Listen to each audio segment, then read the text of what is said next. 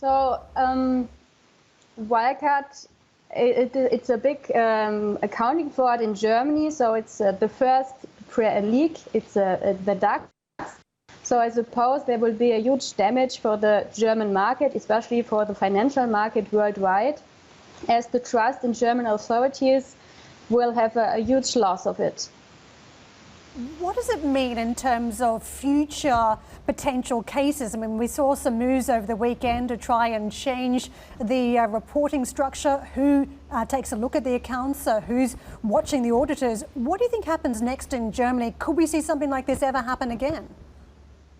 I won't hope that we'll have something like this again.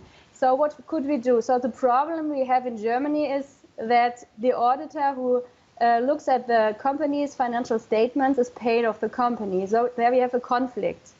And perhaps in France, there we have a so-called joint audit where two companies look at the financial accounts of one company. So that could be a solution, or we have to rearrange the remuneration system of auditors. So I think we need a reform in Germany, and we should have a look at how it works in other countries in the world or in Europe. That's the one thing. And the other thing, we have the FRIP, where we have now lots of discussions since the weekend. So the federal government finished the contract with that private association for the end of 2021. And that association was founded to prevent such accounting frauds like we have now. So I think we need another solution. So we need another accounting police, how the FRIP is called in general in the newspapers. We have to change the system. So we need more staff to control the auditors, and we need a new reform of the auditors' remunerations.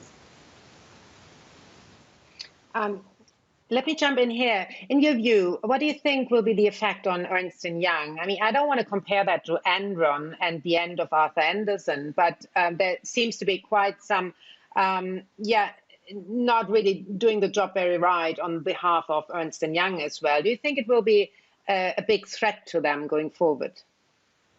I assume, or I think there will be a very huge loss of image for EY, because as perhaps you've read in the newspapers of the Financial Times, in the last 3 years, EY didn't ask for bank statements.